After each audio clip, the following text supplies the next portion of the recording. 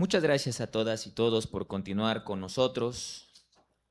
Continuaremos con la mesa 2, titulada Economía Social, Pobreza, Desigualdad y Cuidados, para la cual modera la sesión el doctor David Peña, profesor e investigador titular de la División de Estudios Políticos del CIDE. Cedo los micrófonos, doctor. Gracias. ¿Me escuchan? Sí, perfecto. Bueno, buenos días. Sean muy bienvenidas todas, todos al Seminario México en el nuevo entorno internacional, organizado por la CETCITI y el CIDE. Muchas gracias a ambos por el espacio.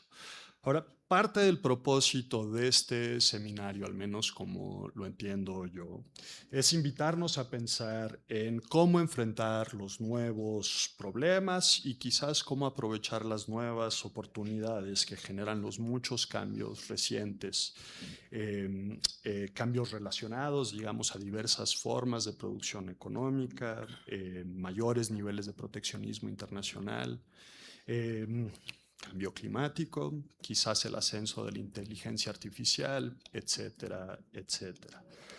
Por otro lado, creo que este seminario también hace bien en invitarnos a no perder de vista los viejos problemas, los problemas de siempre. Estos cambios a los que me refiero muy probablemente generen ganadores y perdedores, personas a quienes les estaremos pidiendo mayores o menores sacrificios. Y la invitación aquí es pensar qué podemos hacer por estas personas, quizás, cómo distribuir justamente los costos y beneficios, cómo compensar a los perdedores, cómo en términos más generales atender estos viejos problemas. Para discutir algunos de estos temas sobre economía social, pobreza, desigualdad y trabajos de cuidado, me da mucho gusto darle la bienvenida a este destacado panel de economistas e historiadoras. Empiezo presentando a la doctora Arceo. La doctora Eva Arceo es doctora en economía por la Universidad de California en Berkeley. Es maestra en economía por el Colegio de México y licenciada en economía por el TEC de Monterrey. Es profesora investigadora del CIDE y actual directora de la División de Economía. Sus principales líneas de investigación son mercados laborales, con énfasis en el desempeño laboral de las mujeres y los jóvenes, economía de género, con énfasis en discriminación, brechas económicas y violencia, y el efecto del cambio climático en el capital humano. Su investigación ha sido publicada en reconocidas revistas nacionales e internacionales y ha recibido distinciones a nivel nacional e internacional. El doctor Gerardo Esquivel es licenciado en Economía por la UNAM, maestro en Economía por el Colegio de México y es doctor en Economía por la Universidad de Harvard. Actualmente es profesor en la UNAM y el Colegio de México y funge como consejero de diversas instituciones. Anteriormente trabajó como investigador en el Harvard Institute for International Development y como profesor visitante en la Harris School of Public Policy de la Universidad de Chicago. El doctor Esquivel ha centrado su investigación académica en temas de desigualdad, desarrollo y política económica. Ha sido consultor de organismos internacionales como el Banco Mundial, el BID y el PNUD, y se ha distinguido por su enfoque analítico y orientado al impacto social. La doctora Claudia Sámano Robles es profesora investigadora del CIDE y actual directora de la División de Estudios sobre el Desarrollo. La doctora Sámano cuenta con un doctorado en Economía en la Universidad de Essex, una maestría en Economía en la Universidad de Western Ontario en Canadá y una maestría en Gobierno y Asuntos Públicos de la Flaxo en México. Su investigación se centra en áreas fundamentales del desarrollo económico y social de América Latina, tales como educación, desigualdad, pobreza y género.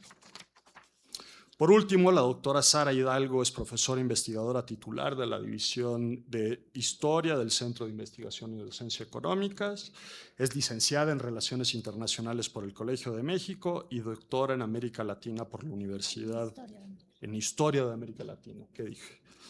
Por la Universidad de Columbia. Actualmente trabaja en una monografía sobre la historia del sistema de salud en México postrevolucionario y sus intereses incluyen la historia de la salud y la enfermedad, la asistencia y el trabajo informal en México, y su trabajo ha sido publicado también en diversas y numerosas revistas nacionales e internacionales. El formato del seminario será el siguiente: cada uno de los presentadores tendrá 15 minutos para hacer su presentación y al concluir la ronda de presentaciones abriremos la discusión al público. Eva. Muchas gracias. Gracias.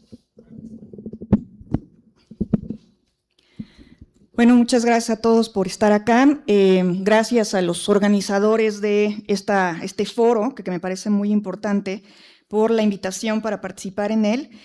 Y bueno, yo les voy a dar una charla que de hecho ya la tengo como muy construida, pero quisiera al final dedicar un momento a que pensemos en las posibles soluciones o las propuestas que he tenido en mente desde hace tiempo. La brecha salarial de género, y cuando estamos hablando de desigualdades, creo que una de las principales que tenemos es aquella que se da entre hombres y mujeres dentro de la economía, dentro de la política y en general dentro de las distintas dimensiones o ámbitos sociales en los que actuamos. Y estas desigualdades las he estudiado mucho más en el mercado laboral y más recientemente en otro tipo de variables, pero son desigualdades que ya no son transitorias, ¿no? La brecha salarial de género, a pesar de que se ha disminuido a lo largo de las últimas décadas, pues se ha quedado estancada, ya es pequeñita, pero sigue siendo muy persistente, incluso después de controlar por otras variables que antes se controlaban, como son la educación, la experiencia laboral e incluso las ocupaciones. Estas brechas son resultado de normas sociales de género, muchas fallas institucionales y una ausencia de políticas de cuidado en nuestro país. Entonces, un poquito para poner el marco sobre el cual vamos a estar platicando, una de las brechas que sí de plano no se ha cerrado y está estancada desde hace muchísimo tiempo es la de participación laboral femenina. Más o menos el 46% de las mujeres participan en el mercado laboral, en contraste con 76% de los hombres. Esto es una brecha de 30 puntos porcentuales. ¿Por qué esto es importante? Sabemos que el hecho de que las mujeres trabajan las empodera y, como vamos a analizar más adelante, tiene resultados sobre otras dimensiones sociales como son la violencia de género. La brecha salarial es de alrededor del 20% en el empleo formal, pero en el empleo informal es muchísimo más alta, alrededor del 34%, esto con datos de la INIC de 2024. En cuanto al trabajo no remunerado, las mujeres realizan 2/3 partes del trabajo no remunerado de los hogares. Esto equivale a casi el 24% del PIB. Entonces, si el trabajo no remunerado fuera un sector de la economía, representaría uno de los principales sectores económicos dentro de nuestro país.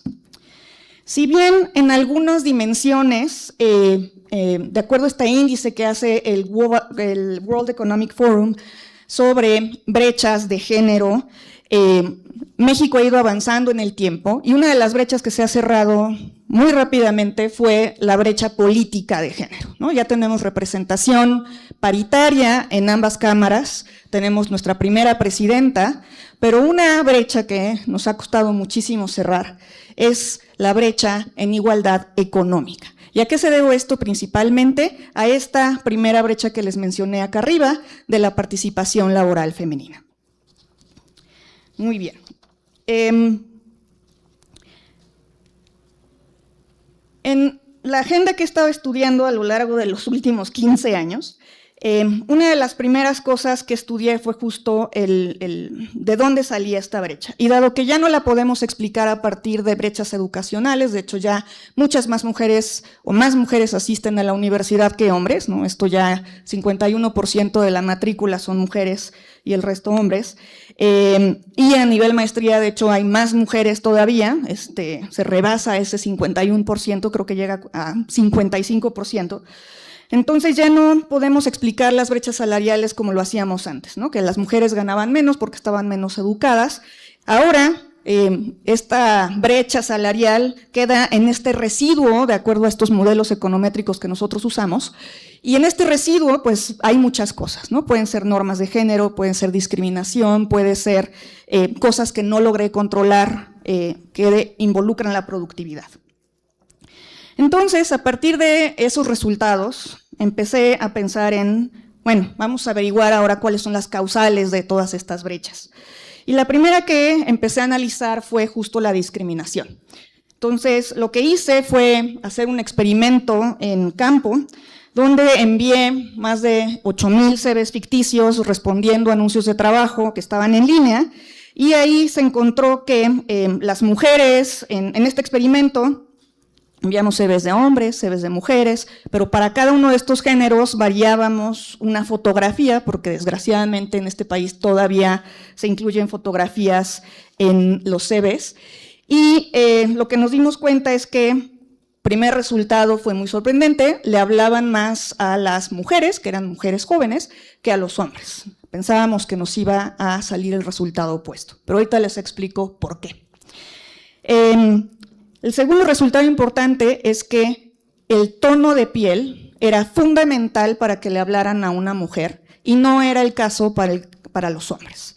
Las mujeres indígenas tenían que enviar 24% más CVs que las mujeres blancas, y las mujeres casadas tienen 18 puntos porcentuales menos de probabilidad de obtener una llamada. La tasa de respuesta de este experimento fue del 15%. Entonces, básicamente, no le llamaban a las mujeres casadas. En otro experimento que elaboró mi coautor con una de sus estudiantes, analizaron el efecto de la obesidad. Y en el caso de las mujeres, no quiero decir que la obesidad resulta en una penalización, pero la delgadez resultaba en un premio. A las mujeres delgadas les llamaban mucho más que a las mujeres obesas o a los hombres con independencia de su peso. De estos dos estudios llegamos a una primera conclusión.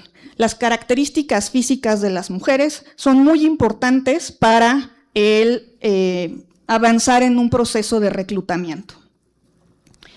Una de las razones por las cuales creemos o hemos analizado, ¿no?, que por qué le hablaron en este primer experimento más a las mujeres, eran mujeres jóvenes, recién salidas de la universidad, etcétera, etcétera, es que pensamos, bueno, probablemente les resulten mucho más baratas a los empresarios y por eso, al menos en este nivel inicial, les están llamando más.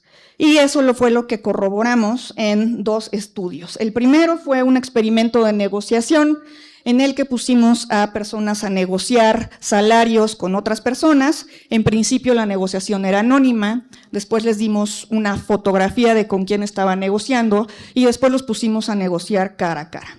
En el caso de las mujeres son mucho menos agresivas negociando al conocer el género del interlocutor, sobre todo si está negociando con un hombre. Entonces, estos estereotipos de género y las normas, las expectativas de cómo nos debemos de comportar, se activan, ¿no?, en comportamientos diferenciados a la hora de negociar. Las mujeres no pueden mostrar esta agresividad al negociar un salario, lo cual no es un tema en el caso de los hombres. El otro estudio que hice para tratar de verificar que las mujeres eran más baratas fue estudiar los CVs de las personas. Y lo que encontramos es que las mujeres piden menos salario, tienen un salario esperado o mínimo esperado menor que los hombres de entrada cuando están solicitando un empleo. Entonces, estas dos pedacitos de evidencia pues nos muestran que efectivamente es posible que los hombres, las empresas estén contratando a más mujeres en estos puestos iniciales porque las mujeres son mucho más baratas. En México, además, tenemos esta discriminación explícita en anuncios de trabajo que es muy tolerada. Más de 1/3 de los anuncios en México piden explícitamente un género. Si nos vamos en edades, pues yo creo que es más de la mitad de los anuncios de trabajo los que piden una edad específica. Además, encontramos que los anuncios que piden mujeres y que piden una foto de manera explícita, que incluye en el CV, veíamos que ese tipo de anuncios que piden una foto no le llamaban a absolutamente ninguna mujer casada. Entonces, esto Este tipo de discriminación, ¿no?, esta explícita, moldea a quien de entrada tiene una barrera importante para los procesos de reclutamiento en el mercado laboral.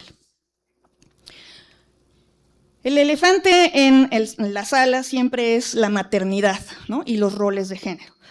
Entonces, para tratar de ver qué rol tenía esta maternidad, hice un estudio de evento en el que el nacimiento del hijo me marcaba el parteaguas de la trayectoria laboral de las mujeres.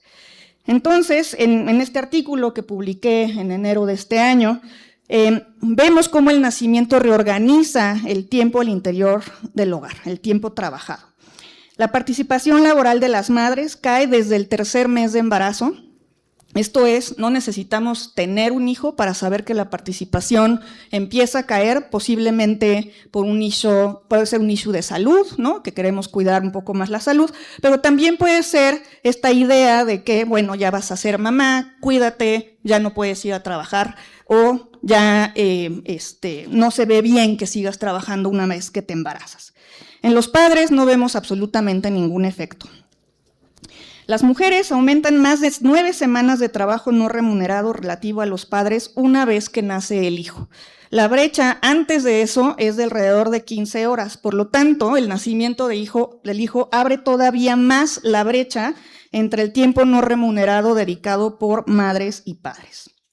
Muchas personas me dicen, bueno, es que a lo mejor las mujeres tienen una ventaja comparativa porque desde que eran niñas las empezaron a acostumbrar a cuidar.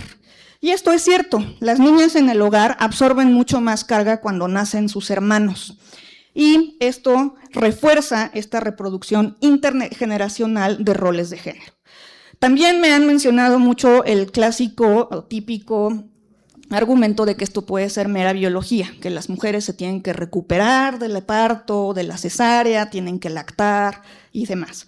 Pero en este mismo estudio encontramos que las abuelas u otras mujeres que viven en el hogar también aumentan su trabajo no remunerado y en ese caso pues no hay un argumento biológico que hacer.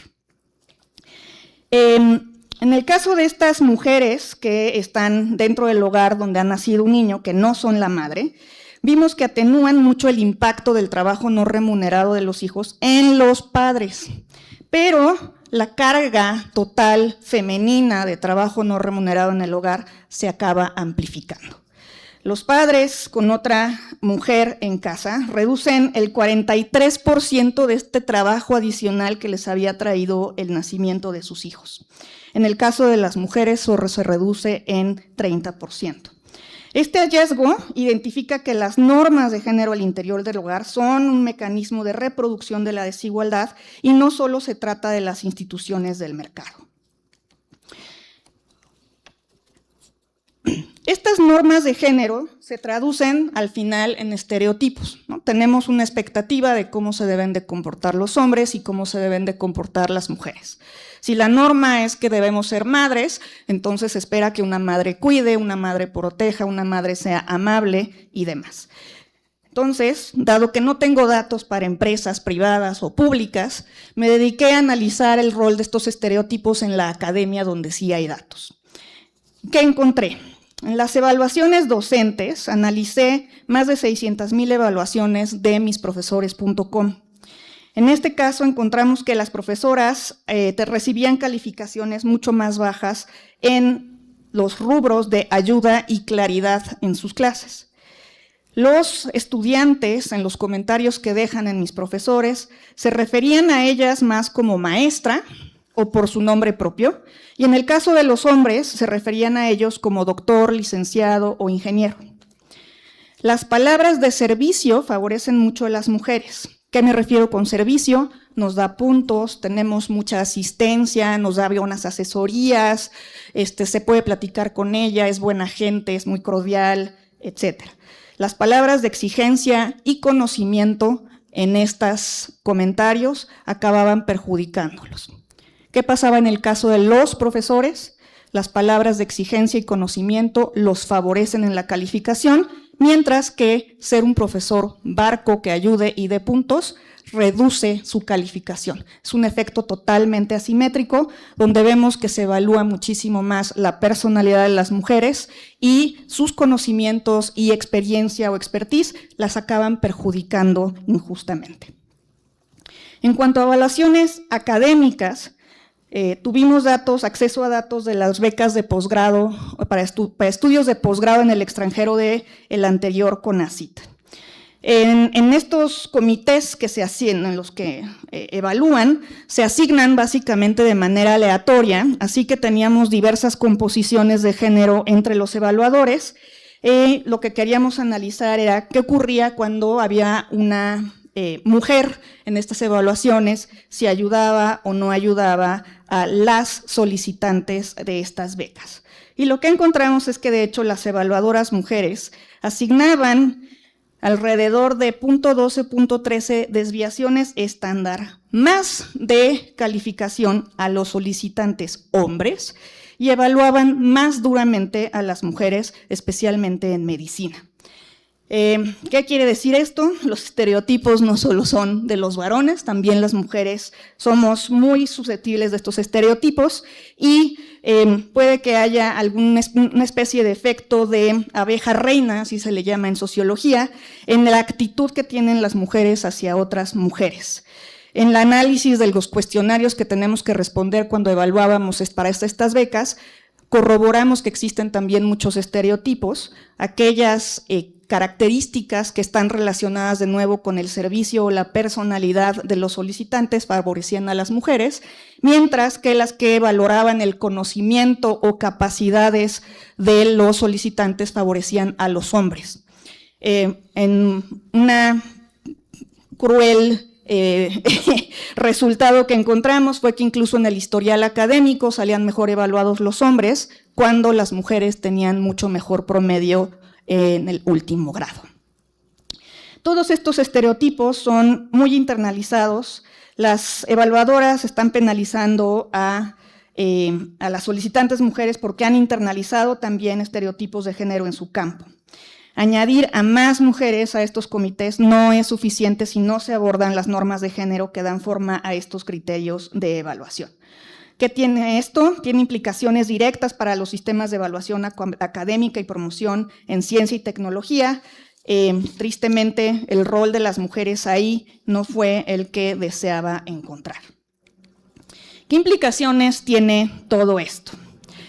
La evidencia causal que tenemos sobre las políticas públicas nos dice que el cuidado institucional favorece la participación laboral femenina. Cuando se abrieron las estancias infantiles, las mujeres aumentaron su participación laboral. Las jornadas escolares extendidas, en un artículo que hizo uno de mis colegas aquí, creo que ya se fue, Francisco, encontró que las escuelas de tiempo completo aumentaban en 5.5 puntos porcentuales la participación laboral de las madres y esto equivalía a alrededor de 2 o casi 2 horas más de trabajo remunerado. El preescolar universal, cuando se introdujo también, aumentó la participación laboral de las madres en México, y en el caso de las transferencias monetarias se encontró que Progresa Oportunidades Prospera redujo la violencia doméstica al aumentar el poder de negociación de las mujeres. Varias de estas políticas públicas han desaparecido. Entonces, tenemos muchos pendientes. Tenemos pendiente un sistema nacional de cuidados. Tenemos pendiente analizar el impacto de la reforma constitucional que dicta que discriminar por salarios o pagar diferente por el mismo trabajo ya es discriminación, es completamente ilegal. Y también nos hace falta analizar el impacto del aborto legal en los estados, cosa que ya una de nuestros estudiantes está haciendo aquí en su tesis. ¿Cuál es la lógica subyacente de todo esto? Las políticas que redistribuyen el tiempo de cuidados entre el Estado, el mercado y las familias son mucho más robustas. Las que refuerzan el rol de la mujer como cuidadora principal, aunque tengan una compensación monetaria, y con esto estoy hablando de la sustitución de las estancias infantiles por una transferencia monetaria, reproducen la división sexual del trabajo. Las brechas de género, entonces, por eso les digo, son el producto de instituciones, normas y políticas que pueden y deben cambiarse. En el último PEF salió el famosísimo anexo 31, pero en este anexo no es claro cuáles son los nuevos recursos comprometidos para el Sistema Nacional de Cuidados y se incluyen, por ejemplo, las becas Rita Cetina como un instrumento para el Sistema Nacional de Cuidados. No me queda claro cómo estas becas ayudan a las mujeres de manera directa. También debemos abogar por licencias de maternidad y paternidad igualitarias y obligatorias. ¿Esto qué va a hacer? Va a ayudarnos a cambiar poco a poco que el hecho de que solas las mujeres cuiden y obliga a los hombres a que aporten su tiempo de cuidado, además de que a ojos de las empresas igualaría el costo de las licencias por tener hijos. El rol del Estado como contratista también es muy importante. Es el principal comprador dentro del país y creo que debería de poner muchísimas más o solicitar compromisos con la igualdad de género y en general con el cumplimiento de las propias reglas que pone el Estado, como es la formalidad de los trabajadores. Por último, necesitamos exigir que el Estado ponga reglas sobre la transparencia de brechas salariales en empresas que son más grandes de tal vez unos 20 empleados, para que las mujeres sepan cuáles son los mejores lugares para trabajar. Y eso sería todo por mi parte. Muchas gracias.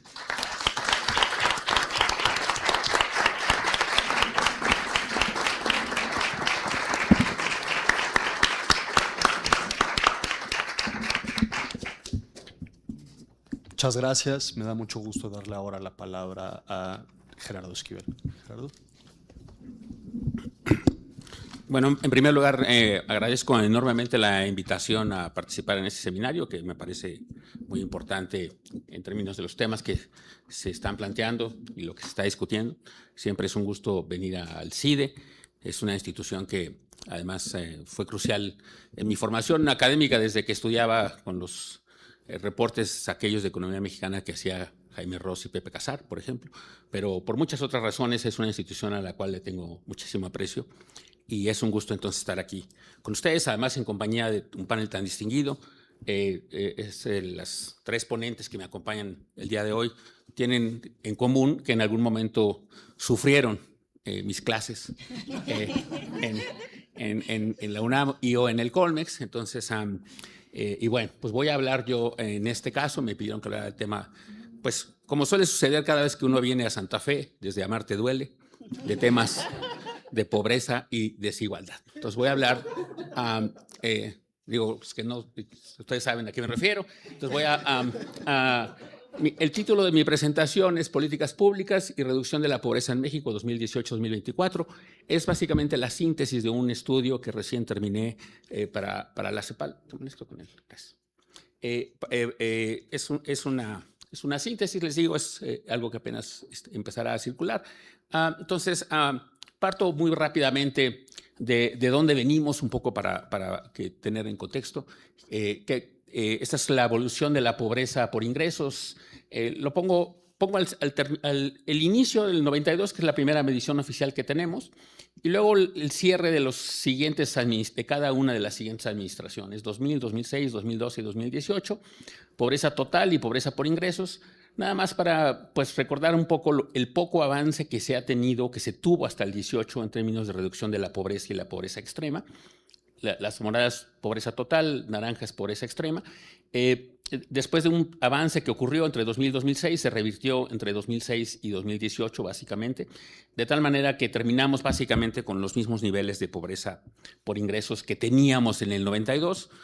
Son básicamente un cuarto de siglo de estancamiento en el combate a la pobreza, ¿no? A pesar de muchas cosas que se hicieron y que hubo, ¿no? En términos, ¿qué otra cosa caracterizó ese periodo previo al 18? Bueno, pues una cosa muy importante es la evolución del salario mínimo real en México. Pueden ver ahí de dónde venimos. Esto es, la gráfica empieza en el 76, es el punto más alto que se ha tenido del salario mínimo en términos reales en la historia en el país. Vean cómo, pues con el ajuste de los 80s y 90s, pues una caída brutal en el poder adquisitivo de los trabajadores en la parte baja de la distribución. Eso terminó básicamente por ahí del 2000 y del 2000 para el 2014-15 se estancó, como se puede ver ahí. Fue básicamente una política de mantener constante el salario mínimo en términos reales y un pequeño aumento hacia el final de la administración del presidente Peña Nieto, una vez que ocurrió la desvinculación, que fue muy importante en términos legales, del salario mínimo con muchos otros precios y tarifas. La creación de la UMA, quizás se acordarán, eso ocurrió en 2014-2015, y entonces eso permitió que empezara a haber aumentos, pero pues como se puede ver ahí en la gráfica, son aumentos relativamente marginales. Eso es de donde venimos, es un poco el contexto previo. ¿Y qué pasó? ¿Qué cambió en estos años? Pues cambiaron varias cosas, ¿no? En el 18-24. Lo más importante es esto, ¿no? Lo más importante, en mi opinión, al menos desde la perspectiva de pobreza, es este cambio en la política, ¿no? Esta es la misma gráfica que antes, actualizada, nada más para mostrar cómo cambió dramáticamente la política salarial, ¿no? Esta es la política de salario mínimo. Como saben, a partir del 18 tenemos una política con 2 regiones, básicamente. Antes teníamos, lo que mostraba antes es el promedio de las, antes había hasta 3 regiones, llegó a haber, 4 creo que llegó a haber. Pero ahora tenemos 2 regiones claramente diferenciadas, que es la frontera, la zona libre de la frontera norte, que es la línea roja, que vean cómo subió, se duplicó prácticamente de la noche a la mañana al inicio de 2019. Y la línea azul es el resto del país. Vean que la brecha se ha mantenido entre la frontera y el resto del país, con aumentos muy importantes, de tal manera que, como se observa ahí, la zona libre de la frontera norte, el salario mínimo hoy es prácticamente el mismo que teníamos finalmente en 1976, que como dije antes, es el nivel más alto en la historia del país. Se triplicó en esos años. Y en la línea azul, que es el salario mínimo general, pues vean que se logró subir de manera significativa. Estamos todavía en niveles inferiores a los que teníamos en el 76, pero mucho más significativos, básicamente más que se ha duplicado en términos reales el salario mínimo en el resto del país, ¿no? Ese es un poco lo que ocurrió en la política salarial. Ocurrieron otras cosas, por supuesto, ocurrió la reforma al outsourcing, que fue muy importante, porque la reforma al outsourcing benefició a más de 3 millones de trabajadores que salieron de trabajar para empresas que estaban de alguna manera en una zona gris que había, que permitía que instituciones pudieran contratar en una tercera empresa a estos trabajadores que hacían labores sustantivas y que no estaban recibiendo todos los beneficios laborales a los que tenían derecho. Entonces, la reforma del outsourcing es otra cosa que ocurrió. Entonces, el salario mínimo, la reforma del outsourcing y, por supuesto, los programas sociales. No pongo tanto énfasis en los programas sociales porque, como van a ver, no es lo más importante, contrario a lo que mucha gente supone. Mucha gente supone que los programas sociales es lo que está detrás de lo que ha pasado con la pobreza y no es así, como se verá más adelante. Lo más importante fue, en mi opinión, la política salarial, la política laboral en general, del outsourcing, y algunos programas sociales, algunos, no todos. Entonces, ¿qué efectos tuvo estos cambios en los ingresos de los trabajadores? Bueno, lo primero es ver, por ejemplo, este es el salario promedio diario de cotización al IMSS. Pueden ver esta gráfica, yo ya no veo ni cuándo empieza, pero es básicamente con el 94. Pueden ver la caída muy importante que ocurrió con la crisis del 94-95, con la administración del presidente Zedillo, una caída muy significativa que se tardó en recuperar básicamente hasta el 2006, muy prolongada la recuperación del poder de compra de los trabajadores. Este es el promedio de todos los trabajadores registrados en el IMSS, es decir, todo el sector formal. Luego, con el presidente Calderón, estancamiento, como se puede ver ahí. Con el presidente Peña Nieto, estancamiento de los primeros 3 años, aumento en los siguientes años, como resultado en parte de lo que ya mencioné del salario mínimo. Y luego pueden ver un aumento mucho más significativo en el poder de compra de los trabajadores afiliados al IMSS, de los trabajadores formales, que, como se dice ahí, es básicamente un aumento de 24% en el agregado. Esto es importante porque es el agregado de todos los trabajadores registrados en el IMSS. Como se podrán imaginar, es mucho más importante el aumento en la parte baja de la distribución por el cambio en la política salarial, que afecta mucho más en la parte baja de la distribución. Pero en el agregado en su conjunto, el aumento fue de 24%, o sea, no fue trivial. Estos son los trabajadores formales. Hay gente que dice, bueno, pero eso no necesariamente se tradujo al resto de los trabajadores. Bueno, vamos a ver. Esta es una gráfica que proviene de una encuesta que hace el INEGI a trabajadores en sector manufacturero y comercial. Pueden ver ahí las líneas con puntos son los datos mensuales, las líneas continuas es un promedio móvil de 12 meses. Pueden ver ese estancamiento que ya en la economía en su conjunto ocurrió entre 2006 y 2018. Y luego pueden ver lo que empezó a ocurrir. Noten que al principio de la administración del presidente López Obrador no subió tanto el promedio, en parte como se imaginarán por el tema de la pandemia, pero luego hacia el final de la administración ya se nota con toda claridad cómo suben los ingresos de los trabajadores de los dos sectores, ¿no? Ahí lo que pongo en el recuadro, estoy explicando que para trabajadores en la industria manufacturera el aumento fue del 18 al 24 de 16%. Para los trabajadores en los servicios, en el comercio, fue de casi 29%, casi 30%. ¿Por qué es tan dispar? Porque, pues como se podrán imaginar, los salarios de entrada son muy distintos en la manufactura versus el comercio. En la manufactura predominan trabajos con ingresos relativamente más altos, por encima del salario mínimo. Hay sectores industriales con salarios incluso muy por encima del salario mínimo. Entonces el aumento no es tan dramático. En el sector comercial pues, predomina mucho más trabajo menos calificado, de menores ingresos, y por eso el aumento es mucho más dramático. Esa encuesta, por cierto, nada más un poco para que la gente sepa, proviene de una encuesta que se hace a todo tipo de empresas, formales e informales. Entonces aquí ya se empieza a ver lo que ocurre en el mercado, lo que ocurrió en el mercado laboral en su conjunto. Todavía una de las últimas cosas que publicó el Coneval fue esta gráfica que muestra de nuevo lo que pasó con la ENOE, ¿no? Las medidas que hacía el Coneval cuando todavía existía, nada más para mostrar que el aumento que se vio en estas otras gráficas también lo reflejaba otra encuesta, que es la ENOE, ¿no? Recuerden, ¿no? Un poco nada más para decirles, lo que están viendo no es un artefacto de las encuestas. O sea, son muchas encuestas las que a su vez revelan, encuestas y datos administrativos los que están mostrando estos resultados en ingresos, ¿no? Resultado final, y esto ya es con la ENIG de 2020 hasta 2024, ¿qué ocurrió entre 18 y 24? Ya en los ingresos totales, ¿no? De los hogares per cápita. Entonces se puede ver aquí, ¿no? Las primeras dos barritas son el total de los miembros de los encuestados en la ENIG, y luego está dividido por deciles. Las líneas azules son los ingresos totales, las líneas amarillas excluyen a las transferencias. Un poco para mostrar que el efecto, lo que les decía antes, el efecto no es tanto de las transferencias, ¿no? Pueden ver que aún si quitamos las transferencias, se mantiene la tendencia general, que es a que en la parte baja de la distribución del ingreso creció bastante más el ingreso per cápita de los hogares. Y fue cayendo básicamente hacia la parte final de la distribución, es decir, en la parte de los ingresos más elevados. Y los montos, pues que se pueden ver ahí, pues son montos muy importantes que fluctúan en los rangos que se vieron en las otras gráficas, en las gráficas salariales. Lo que reportaba ingresos salariales, esto ya son los ingresos totales, ¿no?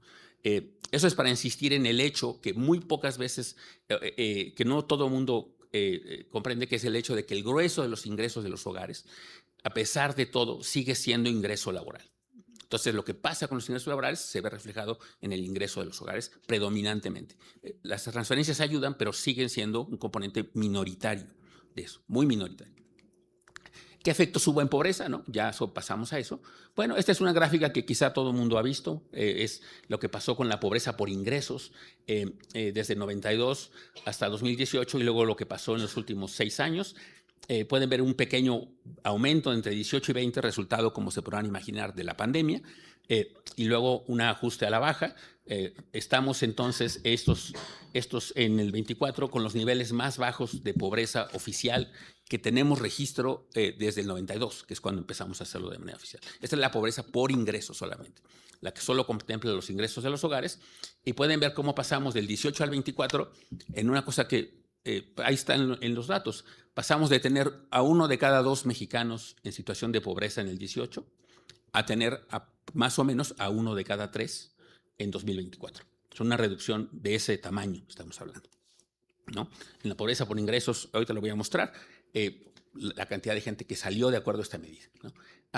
Esta es la tasa de pobreza por ingresos entre 18 y 24 por entidad federativa, nada más para decir la reducción de la pobreza fue generalizada. Todos los estados del país vieron reducciones en la pobreza, como se puede ver ahí. La línea de 45 grados muestra que los que están abajo son los que cayó, todos están abajo de la línea de 45 grados. Uno puede decir, bueno, pero que la salud, otras cosas, otras dimensiones del bienestar. Para eso tenemos una medición, que es la tasa de pobreza multidimensional. Esa incluye, como se sabe, el acceso o 6 carencias de acceso a derechos sociales. Entonces, esto ya incluye la dimensión de educación, salud, etcétera. Y aquí pueden ver cómo era antes, de dónde veníamos, ¿no? Pueden ver que es bastante planas la evolución de la pobreza multidimensional. Esta solo existe de 2008 para acá, ¿no? Entonces, del 8 al 18 pueden ver cómo se comportó. La línea verde es la pobreza total, la línea azul, pobreza moderada, la línea roja, pobreza extrema, ¿no? Pueden ver que solían ser bastante planas, y luego un pequeño aumento 18-20 y luego una caída mucho más importante, por cierto, en la caída en la pobreza moderada y la total que la extrema, ¿no? Pero en todos esos casos pueden ver que estamos con niveles muy inferiores a los que partimos en el 18, muy inferiores también a los que partimos en el 8. Entonces, en los datos que tenemos de pobreza multidimensional es donde más se ha reducido, ¿no? Y un poco nomás para ponerlo, esto es para quienes han visto alguna vez cómo se mide la pobreza multidimensional, nada más para decir de dónde salió, cómo fue el reajuste, ¿no?, de las distintas categorías que tenemos en la medición de pobreza multidimensional. Y quizá lo importante es lo que está en el cuadrito de la superior derecho. Millones de personas salieron de la pobreza total por ingresos, 15.8 millones. De la pobreza extrema por ingresos salieron 5.2 millones. Y las otras mediciones de arriba son pobreza multidimensional o las otras categorías, ¿no? A la categoría verde, digamos que está en el cuadro, está en el extremo superior derecho, que es no pobres, no vulnerables, que es quizá donde quisiéramos que estuvieran todos los mexicanos. Ahí entraron, entre 18 y 24, 13 millones de mexicanos. O sea, la gente que salió de pobreza, unos se fueron a la categoría de vulnerables por carencia social, pero 13 millones se fueron a la categoría de no pobres, no vulnerables. Eso es lo que pasó. Entonces, como resultado, en parte de estas políticas, ¿no? Esta es la pobreza laboral, es otra medida, ¿no? Estas son encuestas trimestrales, otra fuente de ingresos. Un poco para decir, hay quien ha cuestionado algunas de estas cifras por una pregunta en las encuestas. Esto no es de una pregunta en las encuestas. No tiene nada que ver eso. Esto es consistente a lo largo de distintos tipos de encuestas hechas trimestralmente, bienalmente, etc. Esa es la tendencia de la pobreza laboral. La pobreza laboral, nada más para que sepan, son puros ingresos de trabajo y el concepto es un concepto de pobreza extrema. Y vean cómo eso empezó a caer cuando empezó a aumentar el salario mínimo en 2015, continuó todo el 18 y 24. Y ahora más un poco para enfatizar, el único tema de política social de los programas que me parece que tuvo un efecto real en pobreza fue la pensión universal. Aquí pueden ver la pobreza por ingresos total y extrema para población abajo de 65 años y arriba de 65 años, ¿no? Digo, yo sé que aquí los estudiantes de economía de mis colegas hacen este tipo de comparaciones y diferencias e indiferencias, cosas econométricas muy sofisticadas, tendencias paralelas, lo que sea. La gráfica habla por sí misma, ¿no? Podemos ver que hasta 18 las tasas de pobreza entre menores y mayores de 65 era lo mismo prácticamente. De 18 para acá hay un cambio importante que sería el efecto atribuible a la pensión universal y cómo pues, ahora empieza a haber una brecha. Una cosa muy importante, para que vean la importancia que tuvo esto, es que noten que para la población de más de 65 años, las tasas de pobreza cayeron incluso durante la pandemia, contrario a lo que pasó con el resto de la población, ¿no? Que eso habla del impacto específico del programa, ¿no? Eso es pobreza por ingresos, ¿no? Ahí ustedes pueden calcular que hay un efecto de unos cuantos puntos porcentuales del puro programa tal. Esta es la pobreza multidimensional. Noten que es exactamente la misma tendencia, ¿no? Si tuvieran que hacer una diferencia en diferencias, pues concluirían que habría habido alrededor de 6 puntos de efecto en el caso de la pobreza total multidimensional, 7 puntos en el caso de la pobreza por ingresos, en fin.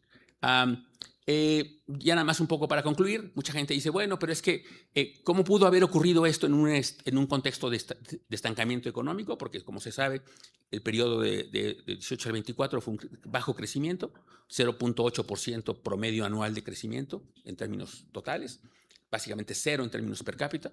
¿Qué pasó? Bueno, pasó lo que refleja esa gráfica.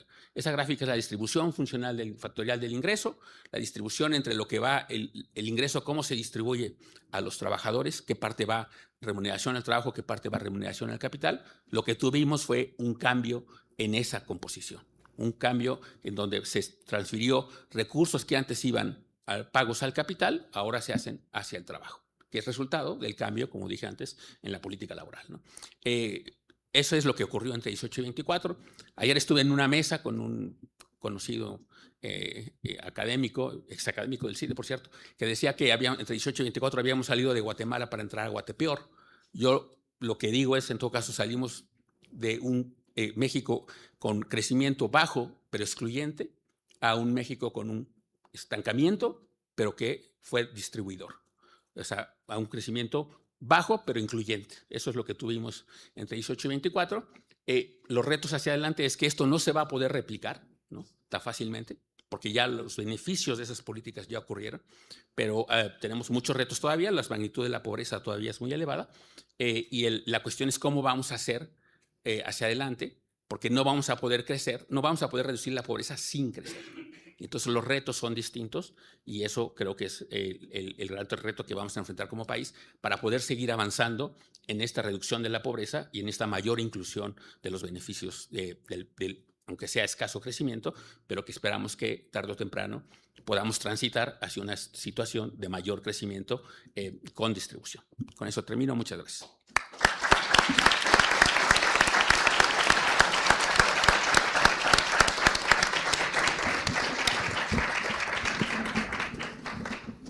Muchas gracias. Le doy la palabra ahora a la doctora Sámano. Gracias.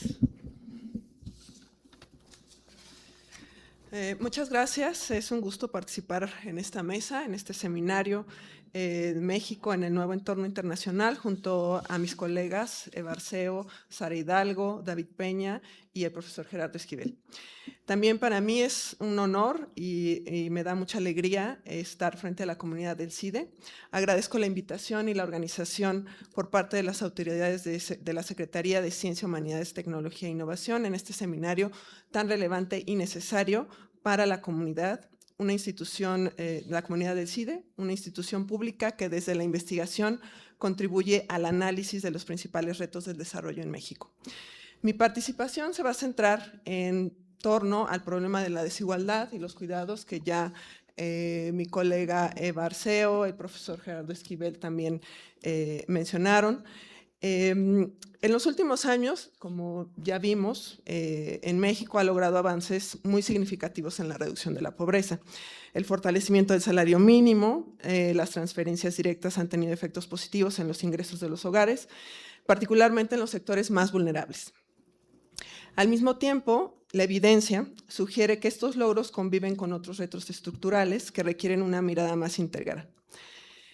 En trabajos que he realizado desde que empecé mis estudios de maestría y posteriormente en el doctorado, y actualmente aquí en el CIDE, en la División de Estudios sobre el Desarrollo, también junto con colegas de otras divisiones, de la División de Estudios de Administración Pública, de Estudios Multidisciplinarios, hemos tenido acercamientos sobre el tema de pobreza, de desigualdad, y cuando analizamos la desigualdad por fuentes de ingreso, encontramos que si bien los ingresos laborales y las transferencias han contribuido a mejorar la situación en mayor o menor medida, como ya lo presentó el profesor Gerardo Esquivel,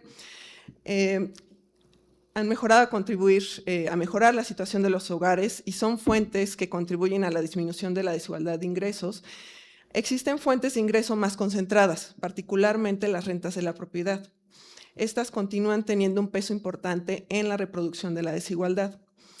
Y esto es a partir de un estudio que recientemente se publicó, que bueno, lo hice hace ya un tiempo, pero se publicó hace algunos meses. Cuando descomponemos la medida de Gini estandarizada que conocemos en economía, por fuentes de ingreso, los ingresos laborales y las rentas de la propiedad pues tienen un efecto igualador en términos de la desigualdad de ingresos. Los ingresos laborales, perdón, y las transferencias, el efecto, digamos, es un poco más neutral. Sin embargo, las rentas de la propiedad tienen un efecto desigualador que potencialmente podría contrarrestar los efectos igualadores de las mejoras en los ingresos laborales. En este sentido, es importante señalar que la necesidad de diseñar políticas cuyo objetivo sea disminuir la concentración de las fuentes de ingreso que incrementan la desigualdad, como son las políticas redistributivas, son necesarias. Esto también nos lleva a una reflexión un poco más amplia. El crecimiento económico es sin duda una condición necesaria para mejorar el bienestar. Sin embargo, la evidencia, tanto nacional como internacional, muestra que no es suficiente para garantizar una redistribución equitativa del ingreso y la riqueza, la cual está establecida por mandato constitucional en el artículo 25, donde se señala que corresponde al Estado la rectoría del desarrollo nacional, no solo para promover el crecimiento, sino para asegurar una justa distribución del ingreso y la riqueza. Es necesario realizar análisis no solo cuantitativos, sino también cualitativos de problemáticas tan complejas como la desigualdad, que afectan a grupos vulnerables de la sociedad. Se requieren miradas desde distintos ángulos para poder entender y diseñar políticas que busquen disminuir la concentración del ingreso y la riqueza. En este sentido, y para avanzar en esta misma dirección del análisis de la desigualdad, es importante reconocer que los ingresos no es una sola dimensión de la desigualdad. También está profundamente vinculada con la forma en que se organiza el cuidado en la sociedad y las desigualdades por género que tienen impactos a lo largo del ciclo de vida de las mujeres. En 2024, el valor económico de las labores domésticas y de cuidados representó el 23.9% del PIB, como ya nos comentó también mi colega Eva Arceo. De este monto, las mujeres contribuyeron con 72.6% y los hombres 27.4%. El trabajo de cuidados no remunerado y las labores domésticas sostienen una parte esencial del funcionamiento económico y social y recaen de manera desproporcionada en las mujeres. Esta distribución tiene efectos acumulativos sobre las trayectorias educativas, la participación laboral y la vulnerabilidad económica de las mujeres al final del ciclo de vida. Pero además la evidencia reciente, y aquí me refiero a un estudio que también esperamos que pronto salga, está en revisión, pero está pronto por salir, sugiere que la sobrecarga de cuidados está asociada con mayores riesgos de violencia doméstica y posiblemente en otros espacios, no solo en el ámbito doméstico, sino también en el ámbito laboral o el educativo. Esto no implica que los cuidados sean por sí mismos un problema, sino que su distribución desigual genera condiciones que amplifican vulnerabilidades. Si integramos ambas dimensiones, lo que observamos es un sistema donde interactúan distintos factores. Una estructura de ingresos donde ciertas fuentes tienden a concentrarse, una distribución desigual del tiempo y del trabajo de cuidados, y entornos laborales y educativos que enfrentan desafíos para compensar estas diferencias. En México contamos hoy con condiciones importantes para avanzar. Una política social que ha demostrado capacidad de incidencia, un reconocimiento reciente de la importancia de los cuidados y una base sólida de evidencia empírica generada desde la academia y los centros públicos de investigación. El reto hacia adelante es articular estos elementos en una estrategia más integrada. Esto implica continuar fortaleciendo las políticas que han sido efectivas en la reducción de la pobreza, como ya nos los presentó el profesor Gerardo Esquivel. Implica también explorar mecanismos que permitan atender de manera gradual y técnicamente sólida las fuentes de concentración del ingreso.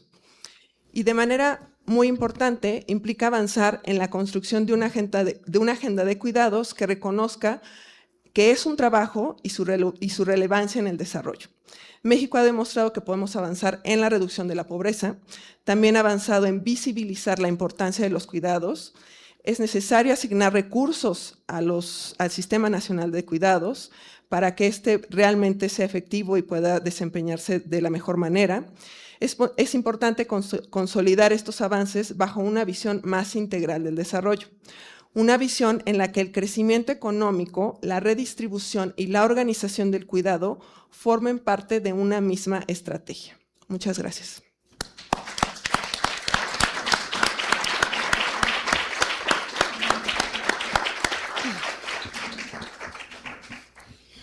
Muchas gracias. Para cerrar la segunda mesa, la doctora Hidalgo.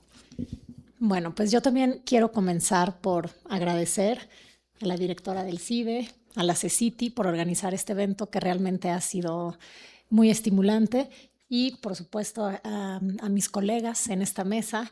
Estoy muy honrada de estar con colegas tan destacados, con un muy querido ex profesor y 3 queridos colegas.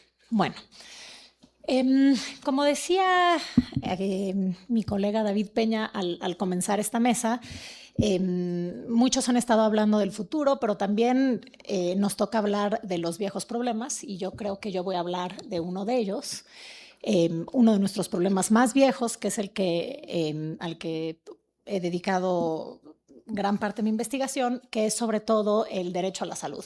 Aunque no podemos hablar del derecho a la salud como un derecho aparte, eso lo sabemos.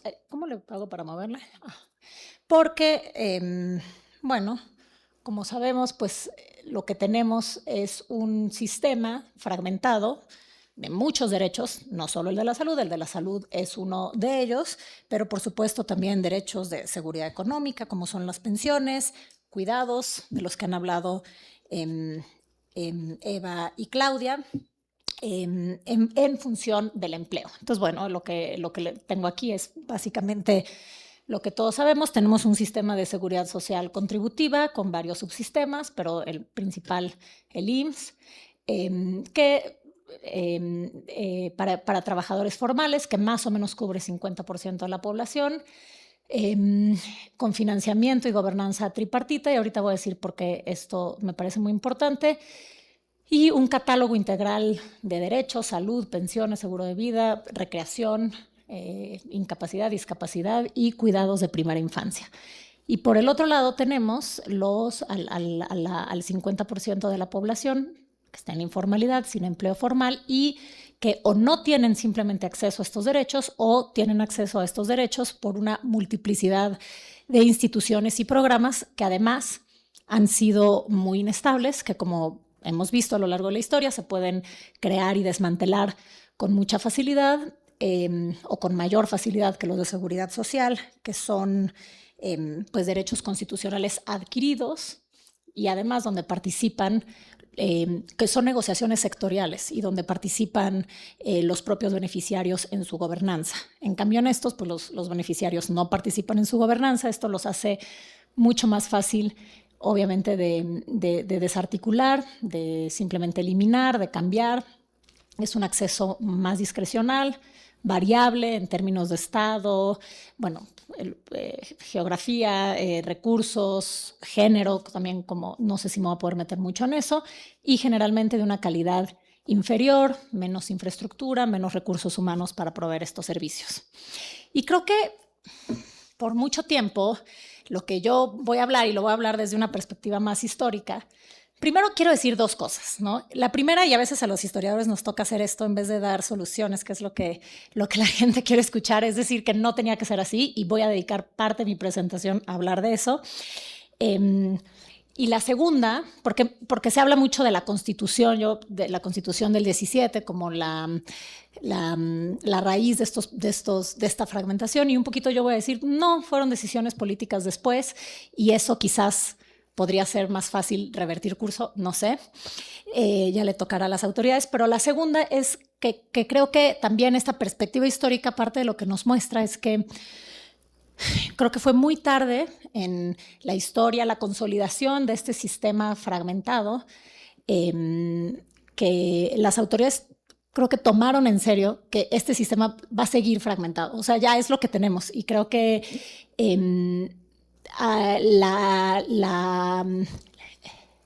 el dilema que se presenta ante quienes hacen política pública para solucionarlo ha sido un poco el de la equidad, darle los mismos derechos a los dos contra la universalidad, que es decir, bueno, aunque no les demos los mismos derechos, pero por lo menos que haya algo de cobertura mínima para todos. Y lo dejo ahí como reflexión y a ver si puedo llegar un poquito a eso. Perdón.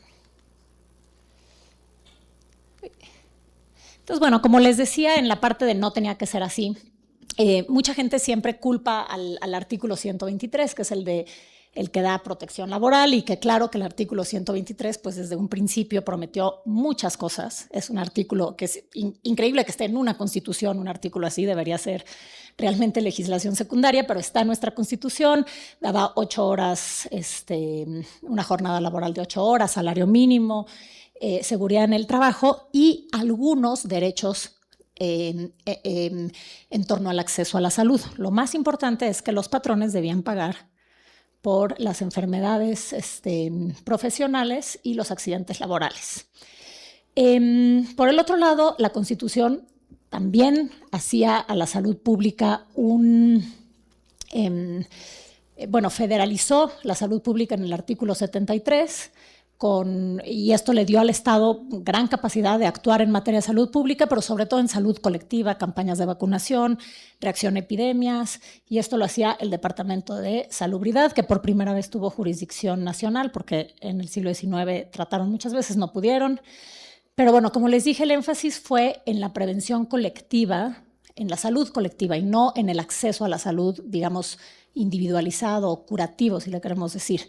Y lo que sí no tiene la Constitución, nunca tuvo, hasta los 80s, fue la atención médica, que decía que todos, o sea, no había ningún tipo de lineamiento en cuanto a la atención médica para la población, y ahí sí, pues por mucho tiempo siguió dependiendo de juntas de caridad, de los estados, etc. Bueno, me voy a la siguiente. Entonces, lo que hace el IMSS, que creo que a veces perdemos de perspectiva, que es raro que un instituto de seguridad social haga tantas cosas y de tantos derechos y tantos servicios, fue realmente acaparar un poco esto que la Constitución no tenía de atención médica, ¿no? Y fue realmente más que el diseño de la Constitución o incluso los reclamos de las organizaciones obreras, fue realmente el gobierno, una decisión política del gobierno, crear un instituto como el IMSS que iba a dar no solo toda esta serie de derechos, sino que iban a estar centralizados bajo un instituto estatal. Y fueron muchas decisiones en los 20s y 40s, pero yo lo que a veces me gusta enfatizar, y sobre todo con tan poco tiempo, es cómo cambia lo que dice la Constitución respecto a la seguridad social de lo que vamos a ver en el 43. Y el artículo 123 en la fracción 19 simplemente lo único que decía respecto a los seguros era que se considerarán de utilidad social el establecimiento de cajas de seguros populares de invalidez, de vida, de cesación involuntaria del trabajo, de accidentes y otros con fines análogos, por lo cual tanto el gobierno federal como el de cada estado deberán fomentar la organización de instituciones de esta índole para infundir e inculcar la previsión popular. O sea, de esto la verdad es que administrativamente podrían haber surgido muchísimos instituciones que no se parecerían nada al IMSS, que podrían estar bajo administración de los propios obreros, que es lo que los obreros querían, que es lo que más o menos existe, por ejemplo, en Argentina, y para nada en un instituto tan centralizado y sobre todo bajo el poder del Ejecutivo como el IMSS, ¿no? Y de ahí, en realidad, pues fue la búsqueda, lo que analizo fue como la búsqueda de certidumbre en las relaciones industriales, en las que vamos a ver que en los 20s y 30s, excepto Cárdenas, cada uno de los presidentes buscó crear un instituto centralizado que se fue cada vez pareciendo más al IMSS, donde el Estado administraba, decía cómo, qué derechos y a quién, básicamente. Y realmente lo que pasó fue que todos los 20s y 30s las organizaciones obreras se opusieron radicalmente y fue por esto que no hubo realmente un instituto de seguridad social como el que se buscó desde los 20s. Pero sí hubo algunas ganancias, digamos, del Estado hacia avances para ir logrando, ir centralizando esta provisión de derechos, y una de las más importantes fue la reforma constitucional del 29, que ya no dice que va a haber cajas de seguros populares y obreros, sino ya dice vamos a hacer un instituto de seguridad social. Todavía les tomó bastante más tiempo negociarlo. Y aquí también creo que es muy importante, ya que hubo un modelo que fue impulsado por la OIT y que digamos, se estandarizó y que fue en el que México se fue basando en los siguientes años, ¿no? Y aquí la OIT se acercó mucho a América Latina en la década de los 30. Okay. Bueno, entonces tenemos la Ley del Seguro Social, que finalmente sale en el 43, y lo que es bien interesante de la ley es que no decía nada de la provisión de servicios médicos a toda la población. O sea, se habían quedado con lo que decía el artículo 123, que el instituto era para pagar los accidentes en el trabajo y las enfermedades profesionales, pero nadie estaba hablando de dar servicios médicos a toda la población y a todos los trabajadores formales y a sus dependientes. Entonces aquí vemos que es un salto cuántico que otros institutos de seguridad social en América Latina habían puesto sobre la mesa, se discutían en los foros regionales que organizó la OIT en torno al seguro social, pero nadie lo había hecho. México fue uno de los primeros países que lo hacía, o si lo hacían, lo habían hecho para ciertos sectores, como digamos los mineros en Chile, pero no era un solo instituto el que daba todas estas prestaciones médicas. Y yo creo que, lo hace Ávila Camacho, García Telles, cuando recuerda por qué García Telles, que fue el fundador del IMSS, ¿por qué lo hizo? Dijo, lo hizo para convencer a los obreros, porque los obreros hasta el último momento no querían el IMSS, y de hecho hubo muchas manifestaciones en los siguientes 2 años que se crearon, 2 o 3 años de que se creó el IMSS, siguió habiendo muchas manifestaciones. Entonces fue como una forma de convencerlos, porque decían, pues de aquí a que vean sus pensiones van a pasar 30 años. En cambio, si ven que pueden ir a una clínica, se van a convencer de la conveniencia de este sistema, ¿no? Y bueno, para mí, entre otras cosas, esto hizo que la división, o sea, que la división entre la formalidad y la informalidad fuera pues muy tajante en cuanto a todos los derechos a los que tienes acceso, si estás en un trabajo formal o si estás en un trabajo informal. Y después nada más se le siguieron agregando, ¿no? Ya vivienda, vacaciones, recreación, teatros. Pero yo creo que la cuestión de los servicios médicos fue muy importante porque también hizo muy costoso al IMSS extenderse. Porque para que el IMSS se pudiera extender empezó en la Ciudad de México, cubriendo a una porción, digamos, pequeña de trabajadores, pero subió mucho el costo de la expansión del sistema. Y tenías que tener, y lo hizo muy regresivo también, porque tenías que tener médicos que estuvieran en la localidad a donde se iba a extender el IMSS, tenías que tener una infraestructura adecuada para crear un hospital. Y pues yo creo que cuando uno revisa, o cuando he revisado los documentos de la época y lo que decían las autoridades, pues el IMSS fue un sistema corporativo, no fue un sistema universal que se pagara con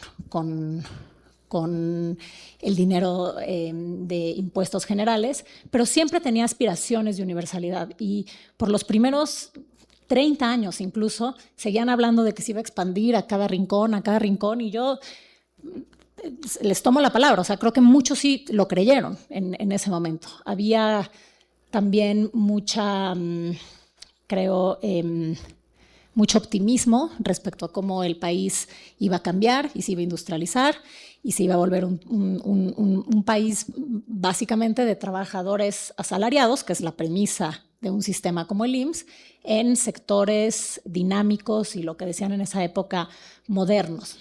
Pero bueno, lo que tuvimos fue, y creo que en parte a esta decisión de última hora de agregar las prestaciones médicas generales para los trabajadores y todos sus dependientes, pues una expansión muy limitada y desigual. Durante la época del milagro mexicano, más o menos 20% de la población cubierta hasta 1970, y sobre todo en el sector manufacturero, comercial, algunos de servicios, pero muy bajo en el sector agrícola, ¿no? Y también regionalmente, pues centrado en regiones industriales y con alto crecimiento económico. Y esto creo que va a ser el talón de Aquiles del sistema de salud, y que lo sigue siendo. Y hemos estado en, bueno, parte de un grupo con la Secretaría de Salud actual, y lo que siempre, bueno, lo que creo que están haciendo y tomándose muy en serio es que la fragmentación, yo creo que, aunque no tenía que haber sido así, llegó para quedarse. Y lo adelanto aquí un poquito, pero creo que algunos estuvieron, sé que Fausto y algunos otros. Bueno, hay muchos economistas que dicen, pues hay que quitar al IMSS, y es lo que han propuesto. Dicen, pues hay que quitar al IMSS y pagar con impuestos generales todo el servicio de salud, pero creo que es imposible quitar al IMSS, son derechos adquiridos, pero también va a ser imposible, o bueno, no sé si es imposible, eso ya le toca a los economistas, pero no se ve muy claro que se vaya a expandir la formalidad para que el IMSS pueda volver a ser, o tener la esperanza de que pueda volver a ser universal. Y lo que proponen es una que me parece interesante y que creo que va a ser una propuesta que habrá que tomar en serio, es un tipo de... es renunciar al dilema entre equidad y universalidad desde el usuario, poder usar cualquier institución de salud y que toda la cuestión administrativa, con los mismos derechos, con el mismo catálogo, que va a ser un reto enorme, y que toda la cuestión financiera se haga por detrás. O sea, que tú no sabes si estás yendo a una clínica del IMSS o del ISSSTE y que simplemente te pares. Ahora, sé que esa es la aspiración que tienen, pero como hablaba y como bien decía Fausto, pues la premisa de eso pues sí va a ser una inversión que supere por mucho el 3% del PIB en el sector salud. Bueno, aquí lo voy a dejar porque se me acaba el tiempo. Muchas gracias.